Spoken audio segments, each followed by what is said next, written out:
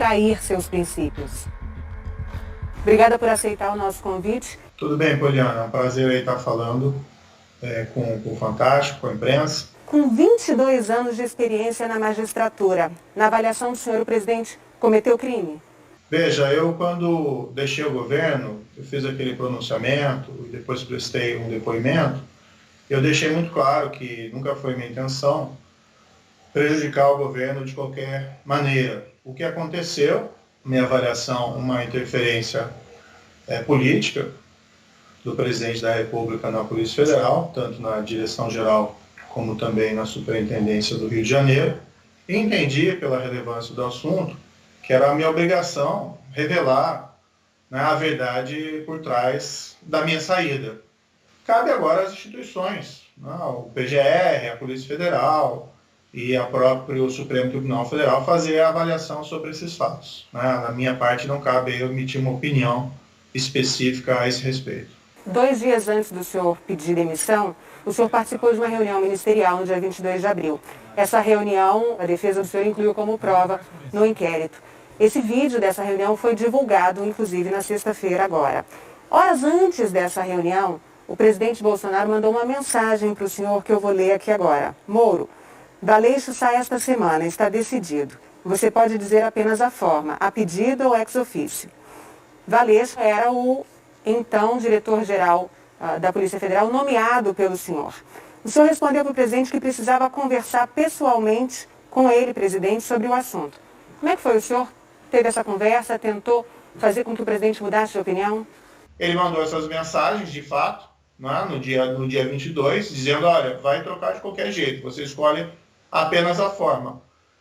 Isso, né, demonstra que essa argumentação de que não havia interferência, desejo de interferência na Polícia Federal não é propriamente correto. Esse vídeo é mais um dos elementos de prova. Nós tivemos a reunião, né, ministerial, no qual novamente ele externou essas situações, que ele iria intervir, né, porque os serviços de inteligência não funcionavam, ele precisava trocar e ele ali, me parece claro, até pelo gestual que ele realiza, que ele se refere a mim, ele fala à Polícia Federal. Agora, eu não ia discutir isso no âmbito de uma reunião ministerial, não é? Até porque ali o ambiente não é um ambiente muito favorável ao contraditório. Na reunião, como o senhor mesmo mencionou agora, o presidente faz uma reclamação muito contundente, inclusive diz um palavrão, para dizer que estava preocupado com a possibilidade de quererem prejudicar familiares e amigos dele. Mas é o tempo todo para me atingir mexendo com a minha família. Já tentei trocar gente da segurança nossa no Rio de Janeiro, oficialmente, e não consegui. Isso acabou.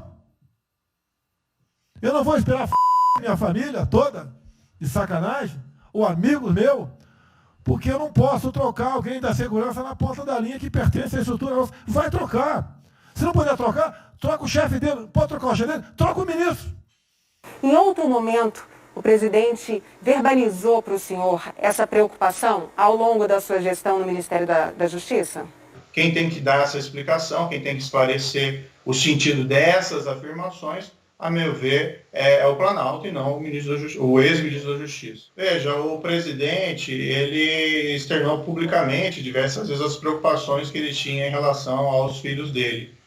Né? O que existe é todo um contexto que é a necessidade externada pelo presidente de colocar pessoas de confiança dele e uma insatisfação com serviços de inteligência que eram prestados pela PF. Agora, tem que ver o que ele entende exatamente com serviços de inteligência que para ele estavam insatisfatórios. Ao longo da reunião, ele mais de uma vez reclama do serviço da Polícia Federal, da falta de informações, diz que não vai admitir que seja surpreendido por notícias e diz também que ele mantém um sistema particular de informações. Sistema de informações. O meu funciona.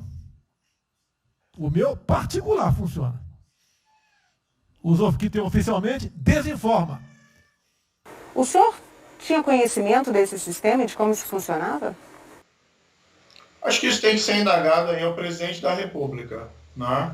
O que ele quis dizer com esse serviço particular. O que me causou mais preocupação foi, me parece, o desejo de que os serviços de inteligência prestados por esse serviço particular fossem passados a ser prestados pelos serviços oficiais. Num dos momentos da reunião em que o presidente diz que vai interferir em todos os ministérios, ele olha para o senhor.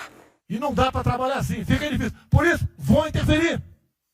E ponto final, pô. Eu queria entender se essa olhada que o presidente dá para o senhor, olhando para a esquerda, que é onde o senhor está, para o senhor confirma que a interferência seria na Polícia Federal e não uma mudança na segurança pessoal e familiar dele, como em algum momento isso foi dito.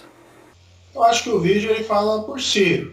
Quando ele olha na minha direção, isso evidencia de que ele estava tratando desse assunto, falando desse assunto da Polícia Federal.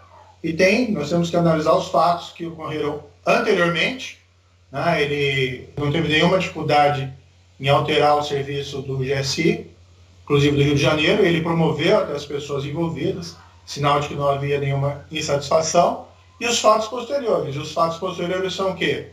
A mensagem que ele me manda na quinta de manhã, que ele fala mais um motivo para a troca, né, após enviar uma mensagem relativa ao inquérito no Supremo Tribunal Federal. E, por outro lado, o que acontece? Acontece a demissão do diretor Valeixo.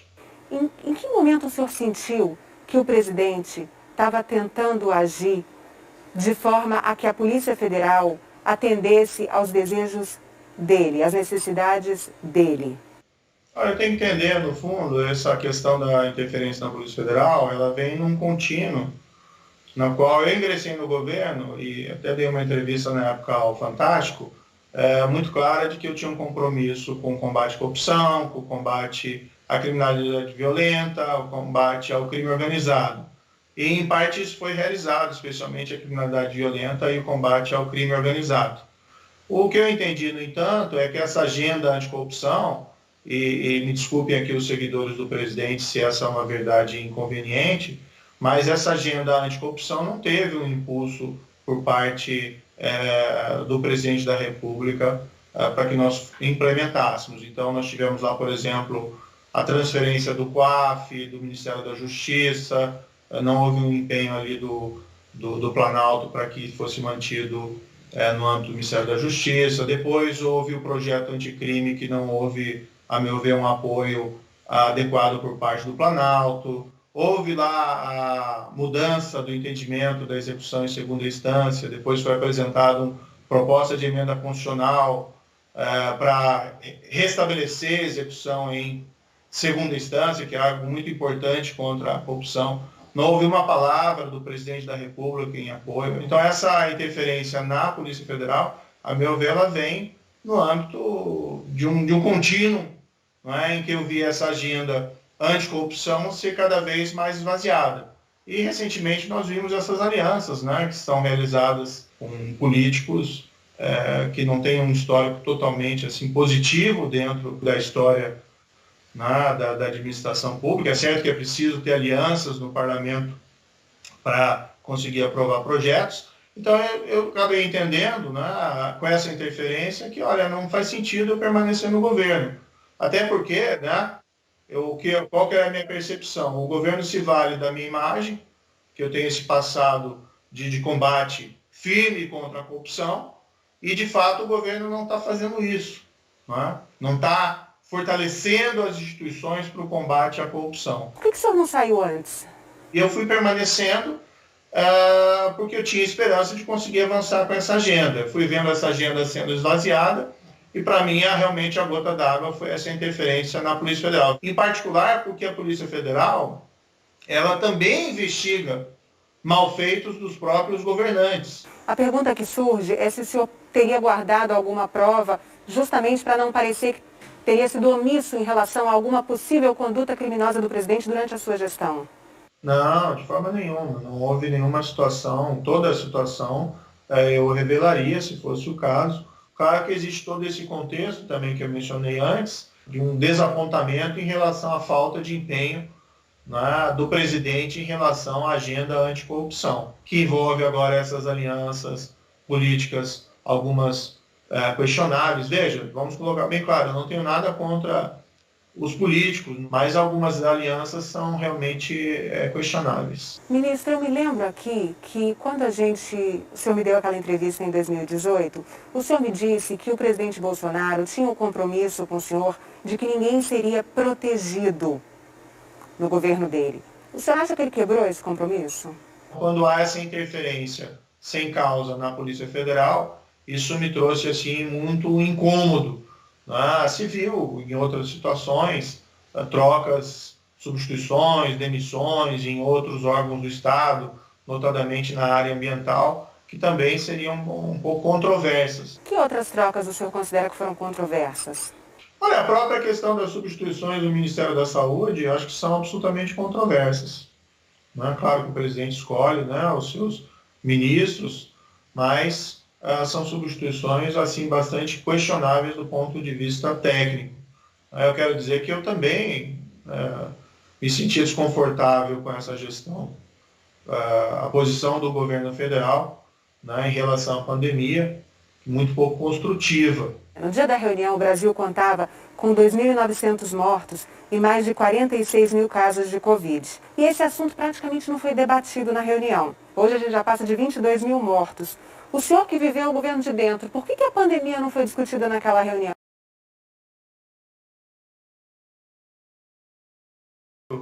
E de quarentena. Teve alguns episódios, que foram até noticiados, de algumas pessoas que foram presas por violação do isolamento de quarentena. E eu sempre externei, a minha posição é que a prisão deve ser evitada ao máximo. Isso deve ser objeto de diálogo, deve ser objeto de convencimento. Mas existe uma possibilidade legal da prisão porque é um crime previsto, uma infração penal prevista no artigo 268 do Código Penal. O presidente Bolsonaro insultou ali na reunião prefeitos e governadores por justamente adotarem o isolamento. O senhor acha que esse assunto, a posição do senhor pró-isolamento, aumentou o clima de tensão, o choque entre o senhor e o presidente Bolsonaro? Dentro do governo, eu lembro de várias reuniões que eu participei, isso pode ser dito melhor pelo ministro Mandetta, e que foi alertado o risco de que houvesse essa escalada de mortes. E, no entanto, me parece que falta um planejamento geral por parte do governo federal em relação a essas questões. Agora, eu acho que a minha lealdade ao próprio presidente demanda que eu me posicione com a verdade, com o que eu penso, e não apenas concordando com a posição do presidente. Se for assim, não precisa do ministro, precisa de um papagaio. Em nenhuma circunstância se pode concordar com essa, vamos dizer assim, que o armamento sirva de alguma forma para que as pessoas possam se opor de forma armada contra medidas sanitárias. Mas foi justamente isso que o presidente Bolsonaro defendeu na reunião, que a população fosse armada, inclusive com o intuito de se rebelar contra governadores e prefeitos. E o senhor estava ali presente. Sim, mas veja, não há espaço ali dentro dessa reunião, isso me pareceu muito claro, não existe um espaço ali para o contraditório. No dia seguinte, saiu uma portaria assinada pelo senhor e pelo ministro da Defesa, aumentando a possibilidade do cidadão comprar munição de 200 cartuchos por mês para 550 por mês. Essa atitude do senhor foi resultado dessa pressão que o presidente fez na reunião? Certamente. Eu não queria também que isso fosse utilizado como um subterfúgio para desviar a questão da Polícia Federal, da interferência na Polícia Federal. O senhor achou que valia a pena a troca? Olha, isso veio um pedido do presidente e eu entendi naquele momento que não tinha condições de me opor a isso porque já existia essa querela envolvendo a Polícia Federal. Não foi a primeira reunião ministerial que o senhor participou. Elas tinham sempre aquele ambiente, aquele tom de xingamentos e ameaças que a gente viu no vídeo? Eventualmente, nessas reuniões, tinham algumas discussões veementes. O tom, no entanto, a meu ver, houve uma subida desse tom nos últimos meses. Ameaças, defesas de medidas ilegais. São questões aí que devem ser ditas por outros, a meu ver. É que só ficou lá 1 ano e 4 meses, né, ministro? Bom, Verdade. Durante essa reunião, foram quase 2 horas. O senhor falou somente por 2 vezes. O senhor passou quase o tempo todo de braços cruzados, calado. Por quê? Quanto às questões relativas à interferência na Polícia Federal, eu tinha uma reunião com o presidente na quinta-feira, no dia seguinte. E, sinceramente, eu acho que esses assuntos eram mais apropriados de ser discutidos numa reunião entre eu e o presidente.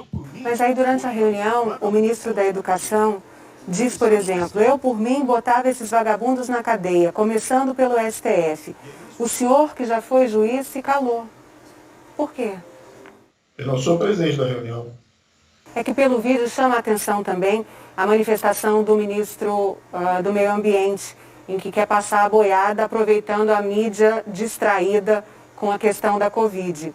E chama a atenção o senhor quase todo o tempo na reunião calado e de braços cruzados. Por isso que eu pergunto da sua postura na reunião. Olha, eu não estava confortável, assim, parece muito claro. Eu me sentia incomodado e por vários aspectos. Ficar calado não é uma forma de se omitir? Veja, eu estou dentro do governo, né? Então eu tenho também algumas limitações do que eu posso externar publicamente, certo? E eu já tinha esse problema que vinha há tempos em relação à Polícia Federal. Nas imagens da reunião, a gente percebe que o senhor deixou a reunião antes que ela efetivamente terminasse. Por quê? Bem, eu estava bastante desconfortável e incomodado naquela reunião.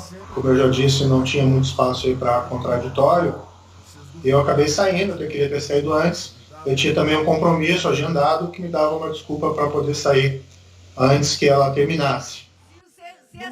Depois que Sérgio Moro saiu da reunião, o ministro da Economia, Paulo Guedes, defendeu a privatização do Banco do Brasil.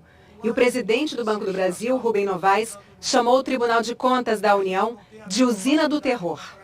O senhor não pode dizer que as atitudes do presidente Bolsonaro hoje são diferentes das que ele demonstrou ao longo da carreira dele parlamentar no Congresso, durante 28 anos. Se o senhor disse que o senhor não queria sujar a biografia do senhor, por que lá atrás o senhor aceitou o convite? Porque eu entendi que eu tinha uma missão importante a realizar. O senhor se arrepende? Não, de forma nenhuma. Eu fiz uma escolha muito clara e na época ela estava justificada e fiz uma escolha também muito clara e espero que as pessoas compreendam quando sair do governo. O senhor entrou no governo com muito apoio popular. Saiu e está aí tendo de encarar a ira de parte dos apoiadores do presidente Bolsonaro. Incomoda?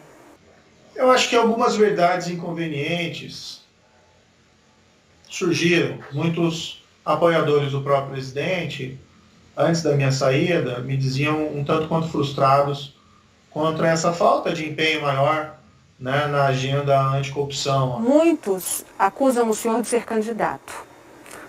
Outros pedem que o senhor lance a candidatura antecipadamente. Onde que o senhor está? Em que lugar que o senhor está? Nós estamos no meio de uma pandemia muito grave, muito séria, né? E aqui aproveito para externar minha solidariedade a todas as famílias que perderam entes queridos. Eu acabei de sair do governo, né? Eu vou ter que reinventar a minha vida. Ex-juiz, ex-ministro, futuro o quê?